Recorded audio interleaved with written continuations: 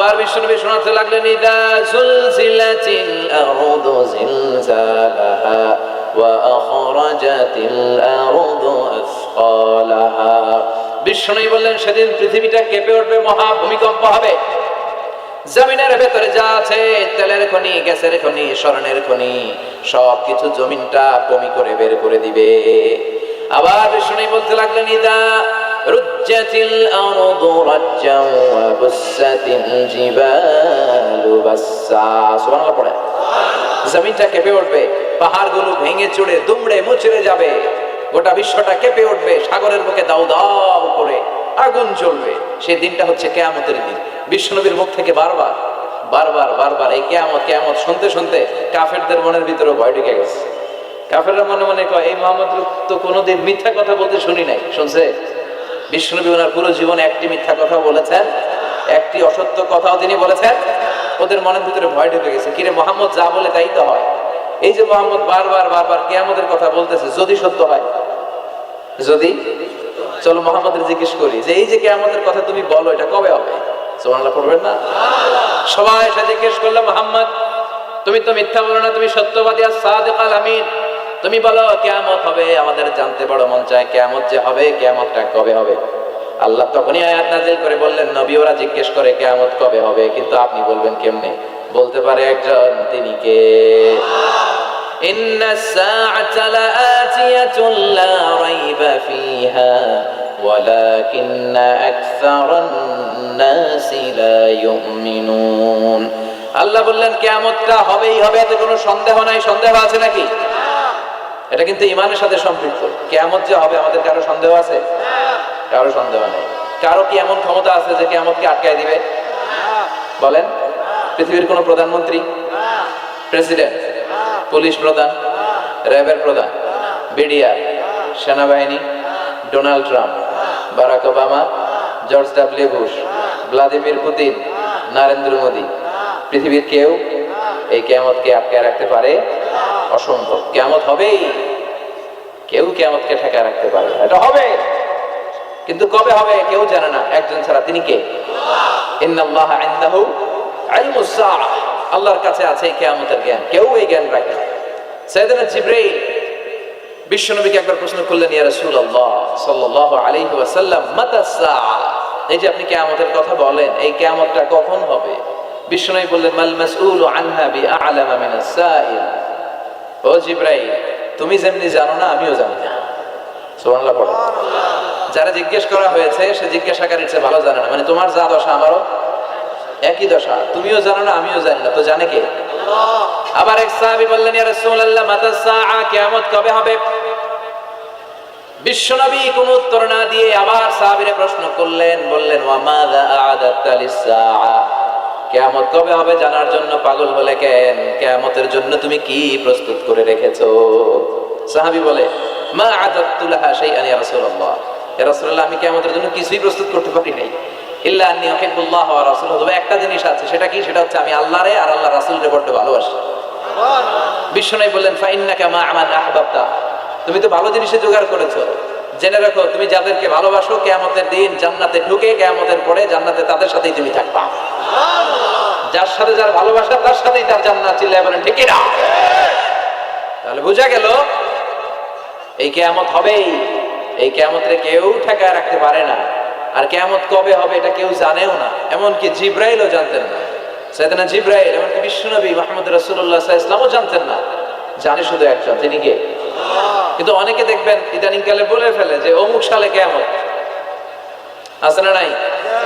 বই করে নাই এগুলা? হ্যাঁ, অনেক জায়গায় কিন্তু এরকম বলে 25 সালে কিয়ামত, 30 সালে, 35, 40। এটা বলার ক্ষমতা আপনারা দিয়েছে কে? এটা তো মিনাল উমুর আল গায়বিয়া, অদৃশ্যের খবর। অদৃশ্যের খবর তো কেউ জানে না, কে জানে? আল্লাহ। অদৃশ্যের খবরের ব্যাপারে কিছু বলতে চাওয়া মানে অদৃশ্যের ব্যাপারে হস্তক্ষেপ করা, এটা কুফরি। কথা বলেন। এজন্য কিয়ামত কবে হবে এক্সাক্ট টাইম আমরা কেউ জানি না, এটা আল্লাহ জানেন, বিশ্বনবীও জানতেন না। তবে বিশ্বনবী কিয়ামতের কিছু আলামত আমাদের সাথে শেয়ার করেছেন। হাদিসের পরতে পরতে, হাদিসের প্রামাণ্য কিতাবগুলোতে যখন আপনি পড়বেন, চ্যাপ্টারগুলোতে পড়বেন, বিভিন্ন জায়গায়, বিভিন্ন নসিহাতে, বিভিন্ন আলোচনায় বিশ্বনবী মুহাম্মদ রাসূলুল্লাহ তিনি বর্ণনা করেছেন যে কিয়ামতের আগ দিয়ে গোটা বিশ্বের, গোটা পৃথিবীর সামাজিক অবস্থা, রাষ্ট্রীয় অবস্থা, পারিবারিক অবস্থা এরকম এরকম হবে। কি কি আলামত বিশ্বনবী বলে গেলেন আমাদের জানার দরকার আছে না নাই? আমরাও কিন্তু অবাক করা কোন কাণ্ড দেখলে বলে ফেলি এটা কিয়ামতের আলামত, বলি না? কথা বলো।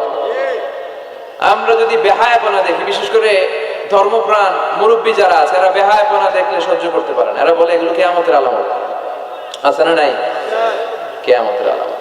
আমি এরকম দেখেছি যে একটা সন্তান মায়ের পেট থেকে ভূমিষ্ঠ হয়েছে, কিন্তু ওই সন্তানের মাথা দুইটা।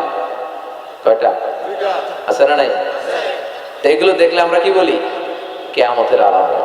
কিন্তু বিশ্বনবী কিয়ামতের আলামতের ব্যাপারে কি বললেন, আমাদের কি শোনালেন, জানতে মনে চায়? কথা বলেন, শুনতে মনে চায়? আসেন আজকের এই চমৎকার রজনীতে কিয়ামতের আলামতের ব্যাপারে, আলামাতুল কিয়ামা, আশরাতুস সাআ, আস-সুগরা ওয়াল কুবরা, এগুলো আমরা জানার চেষ্টা করি। আপনি বিশ্বনবীর মুখনিসৃত এই বাণীগুলো যদি শোনেন যে কিয়ামতের আলামতের ব্যাপারে বিশ্বনবী কি বলেছে, শুনলে আপনার গা শিহরিয়ে উঠবে। আপনার মনে হবে বিশ্বনবী যেন এই একবিংশ শতাব্দীর দিকে তাকিয়ে তাকিয়ে বলে গিয়েছিলেন।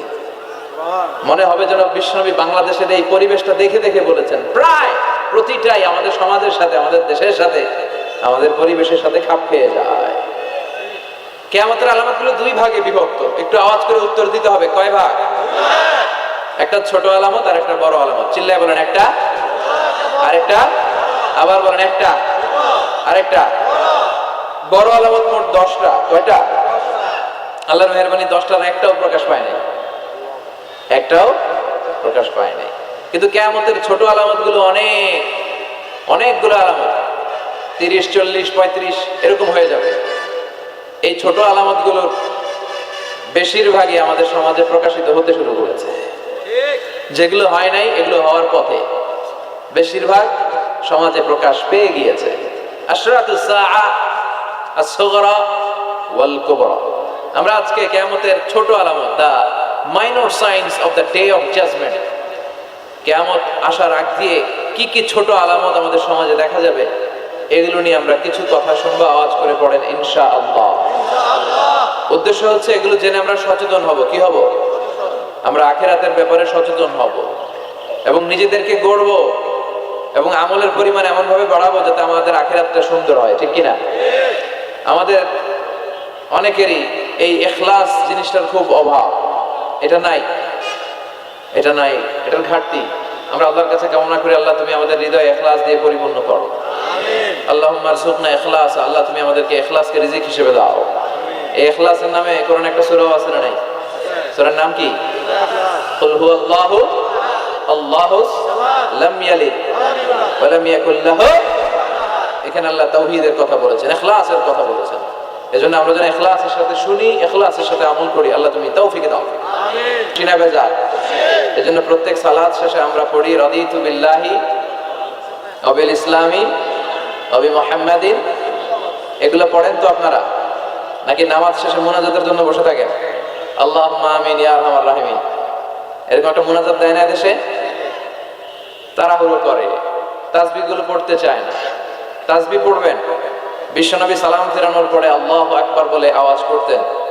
এরপর 3 বার পড়তেন আস্তাগফিরুল্লাহ, আস্তাগফিরুল্লাহ, আস্তাগফিরুল্লাহ। এরপর বিশ্বনবী 33 বার সুবহানাল্লাহ পড়তেন, 33 বার আলহামদুলিল্লাহ পড়তেন, 34 বার আল্লাহু আকবার পড়তেন, আয়াতুল কুরসি পড়তেন। আপনারা পড়েন? মান ক্বারা আয়াতুল কুরসি দুবুরা কুল্লি সালাতিন মাকতুবাতিন লাম ইয়ামনাহু মিন দুখুলিল জান্নাতি ইল্লাল মাউত। প্রত্যেক ফরজ সালাতের পরে কেউ যদি আয়াতুল কুরসি পড়ে তাহলে তার জান্নাতে ঢোকার ক্ষেত্রে আর কোনো কিছুই বাধা থাকে না, একটা জিনিস ছাড়া, সেটা হচ্ছে তার মরণ। সে মরে না, তাই জান্নাতে যায় না, মরলেই জান্নাতি। কি সুন্দর সুন্দর দোয়া, এগুলো আমরা পড়ি না। বিশ্বনবী তাসবিহগুলো আঙ্গুলের গিড়ায় পড়তেন। কোথায় পড়তেন? এইভাবে। আব্দুল্লাহ ইবনে আমর ইবনে আল-আস রাদিয়াল্লাহু তাআলা আনহু বর্ণনা করেন, রাআইতু রাসূলুল্লাহ সাল্লাল্লাহু আলাইহি ওয়াসাল্লাম ইয়াকিদু তাসবিহা ফি ইয়ামিনিহি। তিনি বলেন, আমি বিশ্বনবীকে নামাজের পরে এই ডান হাতের গিড়ায় গুনে গুনে তাসবিহ পড়তে দেখেছি। ডান হাতটা উপরের দিকে করেন। ডান হাত আছে না সবার? হাত কয়টা আমাদের? একটা ডান হাত, একটা বাম হাত। এই পৃথিবীতে মানুষগুলো দুই পন্থী, একটা ডানপন্থী আর একটা, আমরা কোন পন্থী? চিল্লায় বলেন আমরা কোন পন্থী? এই ডান হাতের এই গিটগুলোর মধ্যে পড়বেন। তাসবিহ দিয়ে পড়া জায়েজ, কিন্তু এইটা পড়া সুন্নাহ। এইভাবে সুবহানাল্লাহ করে পড়া সুন্নাহ। আলহামদুলিল্লাহ পড়া। এরপরে বিশ্বনবী বলতেন আহাব্বুল কালাম ইলাল্লাহি আরবাআ, আল্লাহর কাছে সবচেয়ে প্রিয় কথা চারটি, সুবহানাল্লাহ, আলহামদুলিল্লাহ, লা ইলাহা ইল্লাল্লাহ, আল্লাহু আকবার। সুবহানাল্লাহ পড়েন। সুবহানাল্লাহ। এই তাসবিহগুলো লোকজন পড়তে চায় না। আর সবচেয়ে শ্রেষ্ঠ জিকির হচ্ছে আফদালু যিকরি লা ইলাহা ইল্লাল্লাহ। সব সময় এই জিকিরটা দিয়ে বিশ্বনবী জিহ্বাটারে ভিজিয়ে রাখতে বলেছেন। লা ইয়াজালু লিসানুকা রাতাবান মিন যিকরিল্লাহ, সব সময় তোমার জিহ্বাটা যেন আল্লাহর জিকির দিয়ে ভিজে থাকে। সব সময় আল্লাহর নাম জিহ্বায় রাখলে লাভ না লস? কত অবসর সময় আমরা কাটাই, তাই না? বাস স্টেশনে দাঁড়িয়ে থাকি, বাস আসে না, অবসরে বসে থাকি, সময় কাটে না, তখন আমরা কি করবো? লা ইলাহা। Every night and every day, every night and every day, never forget to say La ilaha illallah, never forget to say La ilaha illallah. Every night and every day, every night and every day, never forget to say La ilaha illallah. When you're walking down the street, use your time and repeat, and say in every heartbeat La ilaha illallah. Every night and every day, every night and every day, never forget to say La ilaha illallah. চিল্লায় পড়েন আল্লাহু আকবার। দিনে রাতে যখনই আমরা অবসর পাবো আমরা কি পড়বো? লা ইলাহা ইল্লাল্লাহ। আর সবকিছু করবো একজনের খুশির জন্য, তিনি কে? আল্লাহর খুশির জন্য করলেই ওই কাজ আপনি সওয়াব পাবেন। আর লোক দেখানো মানসিকতা নিয়ে যদি আমরা কোনো ইবাদত করি, সওয়াব পাওয়া যাবে?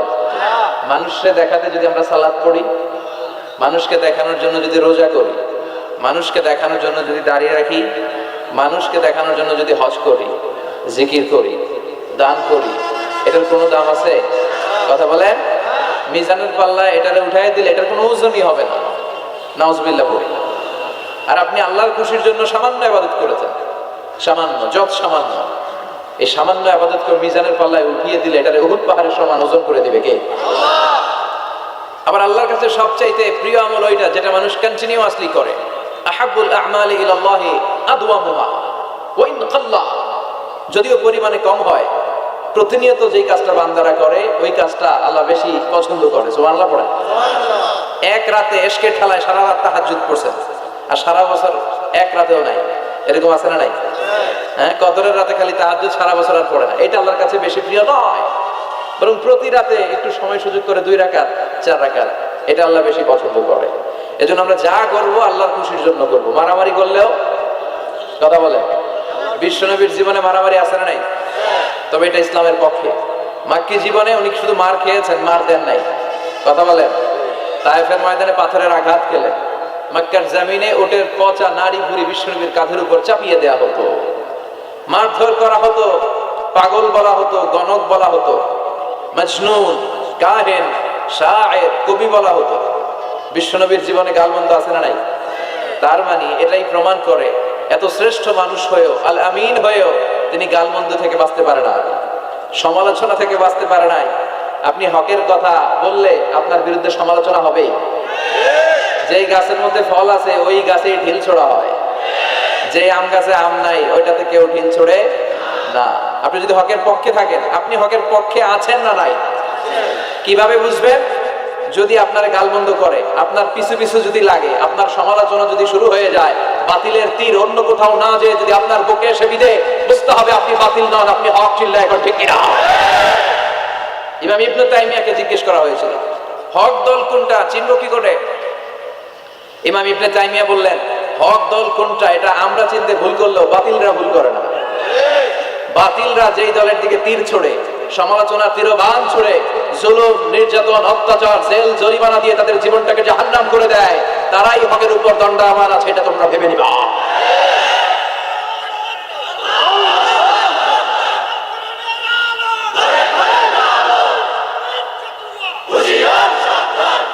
বিশ্বনবীরও গালি দিত, আমাদেরকেও দেয়, আছে না নাই? বিশ্বনবীরে গালি দিত কবি বলে, আমগরে গালি দেয় কাঠমোল্লা বলে। বিশ্বনবীরে গালি দেয় পাগল বলে, আমাদেরকে গালি দেয় রাজাকার বলে। বিশ্বনবীরে গালি দেয় মাজনুন বলে, আমাদেরকে গালি দেয় যুদ্ধ অপরাধী বলে। যুগে যুগে এই গালিগালাজ আছে না নাই?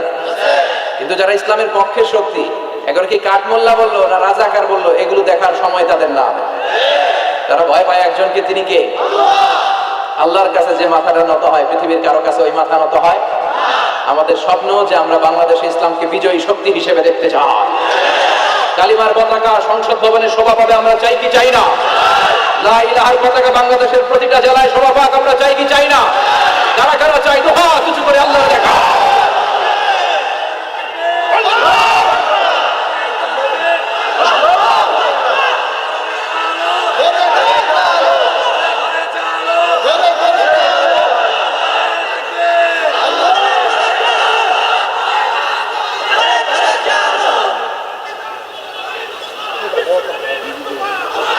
ইসলামের জন্য আল্লাহ আমাদের এই ভালোবাসা, আমাদের এই আবেগ, আমাদের এই উচ্ছ্বাস, আমাদের এই স্বপ্নকে তুমি কবুল করো। আমরা যেন শাহাদাতের মৃত্যু আমাদের নসিব হয়, আল্লাহ তুমি কবুল করো। মরতে আমাদের হবে, আজীবন বেঁচে থাকবেন কারা কারা? হাত তুলে। হ্যাঁ, আসি আসি। ফেরাউন বাঁচতে পারে নাই, নমরুদ বাঁচতে পারে নাই, আবু জাহেল বাঁচতে পারে নাই, এখনো যারা জুলুম করে এরাও বেঁচে থাকতে পারবে না, অসম্ভব। জুলুম যারা করে তাদের পক্ষে আল্লাহর কোনো সাহায্য নাই। আর যারা মজলুম, যাদের রক্ত জমিনে লাগে, ওদেরকে আকাশ থেকে সাহায্য পাঠায় কে? এজন্য মজলুমদের ভরসার একটা জায়গা হচ্ছে আমার রব। চিল্লায় বলেন ঠিক কিনা? এজন্য আমরা আল্লাহর কাছে কামনা করি, আল্লাহ মৃত্যু যখন হবে তুমি শাহাদাতের মৃত্যু দিও।